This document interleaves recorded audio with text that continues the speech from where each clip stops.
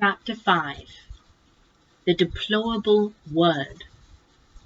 The children were facing one another across the pillar where the bell hung, still trembling, though it no longer gave out any note. Suddenly they heard a soft noise from the end of the room, which was still undamaged. They turned as quick as lightning to see what it was. One of the robed figures, the furthest off one of all, the woman whom Diggory thought was so beautiful, was rising from its chair. When she stood up, they realized that she was even taller than they thought, and you could see at once, not only from her crown and robes, but from the flash of her eyes and the curve of her lips, that she was a great queen.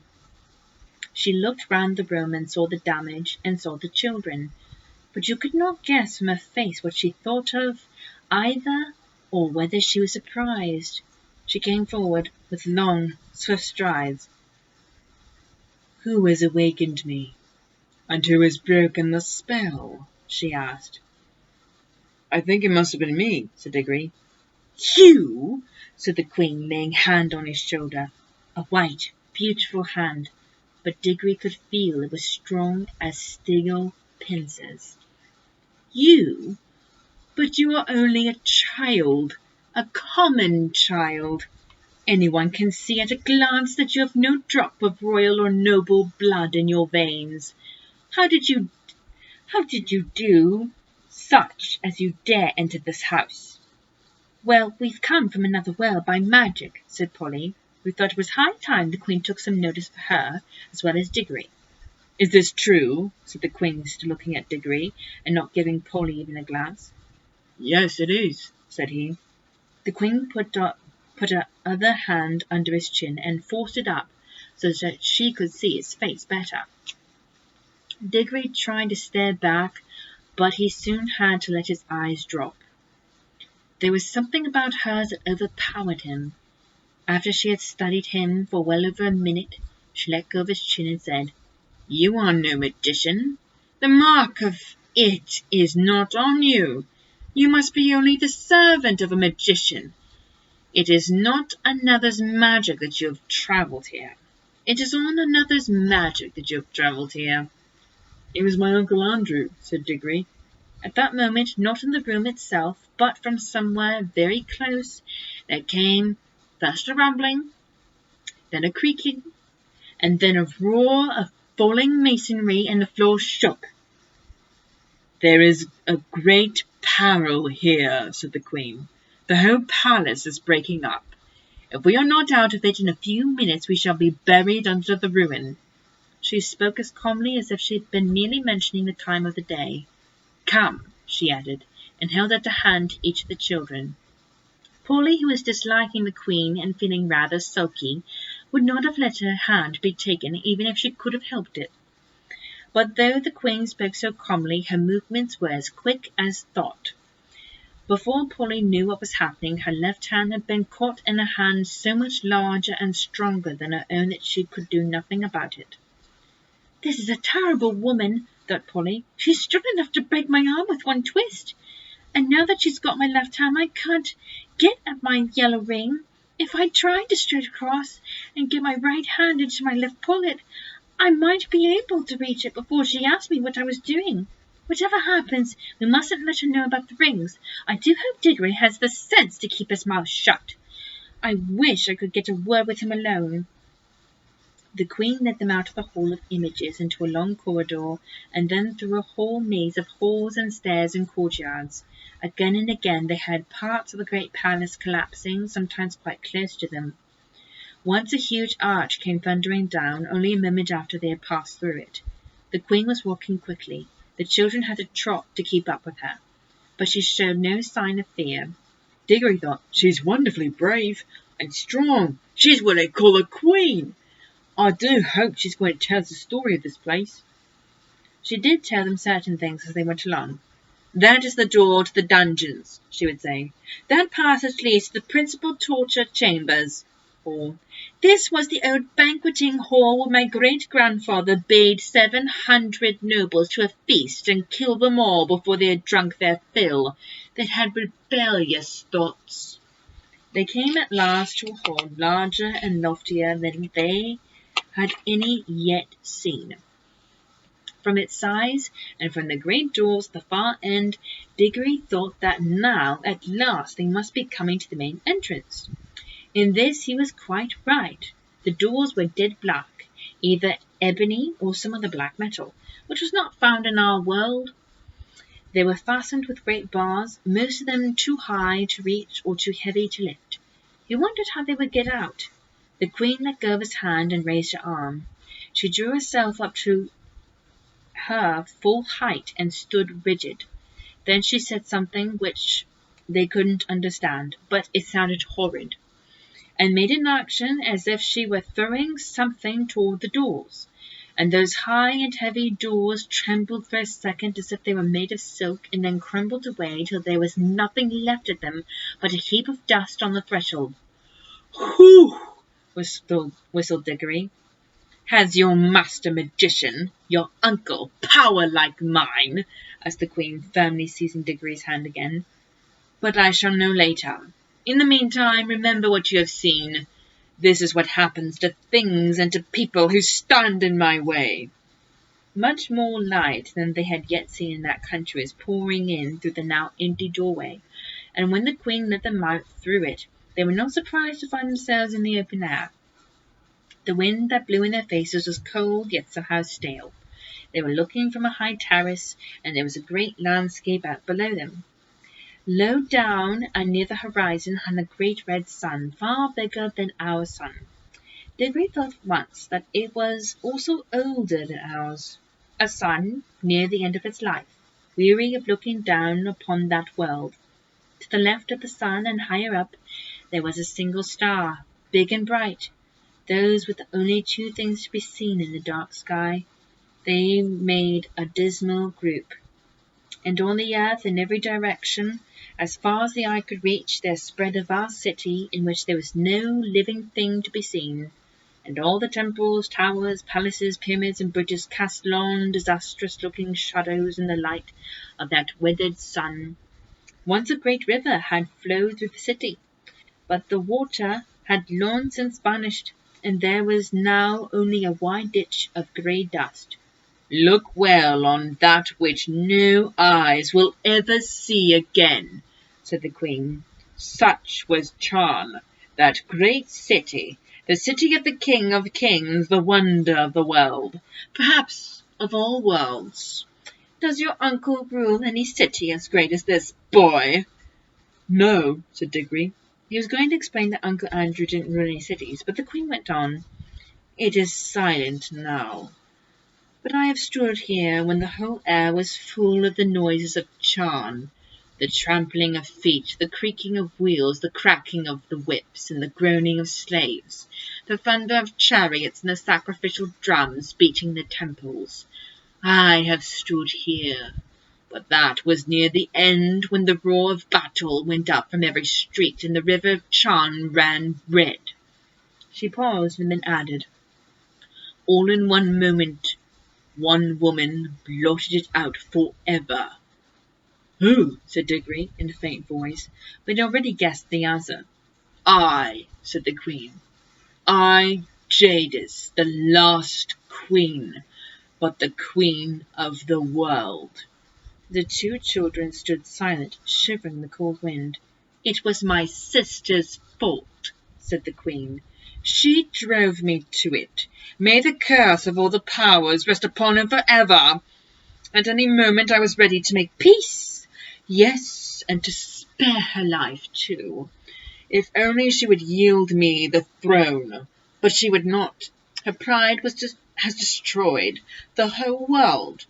Even after the war had begun, there was a solemn promise that neither side would use magic.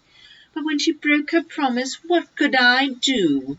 Fool! As if she did not know that I had more magic than she. She even knew that I had the secret of the deplorable word.